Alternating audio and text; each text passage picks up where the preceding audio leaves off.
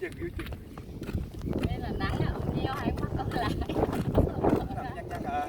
nắng á, ông nhắm bắt con lại ông né nắng á, ông dám ba ông sợ nắng.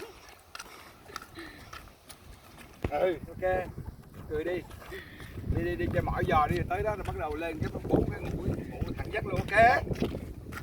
Sao?